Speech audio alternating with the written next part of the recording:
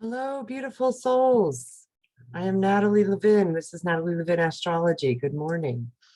It is Wednesday, the 23rd of June, and it is 11:17 a.m. on the East Coast of the United States. If you'd like to work with me, I do have some appointments open this coming Friday, I believe. You would have to go on my website and at natalielevinastrology.com, and you can schedule yourself there. Today we have, again, a very, very large amount of watery energy in the sky that for me feels like the predominant theme just for today, because it's Jupiter, which is the largest planet in our solar system, which is stationed, stopped in the heavens.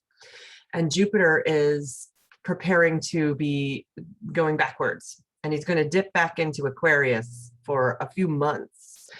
So he's right now, though, he's so inundated with water. He's very happy in Pisces. Jupiter, it actually can feel like a really awesome, if you feel up to it, opportunity to connect into spirit, angels, goddesses, gods, aliens, whatever you like to talk to. I feel like the portal's really open right now for you to have a conversation.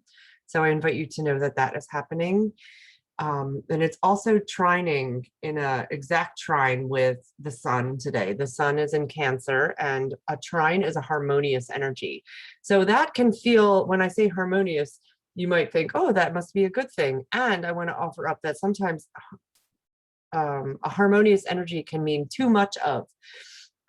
So it could be too much water, too much, a lot of, when there's a lot of trines with watery energy in the heavens, it can sometimes show up on Earth as a tsunami. We're not in that kind of a aspect right now, but that's an example of, oh, there's a grand water trine in the heavens. So even though it is harmonious, it can also be like, oh, I can feel possibly, I'm hearing a lot of people feeling very overwhelmed, feeling like it's very hard for them to think straight, like to think clearly. And I am experiencing that. And for me, the invitation is to know we're in a very, very watery energy. And I was listening to a amazing podcast yesterday by, it's 3 Jungian, if you've heard of Jungian analysis by Carl Jung, he's the beginner of this, that started the seed of Jungian analysis.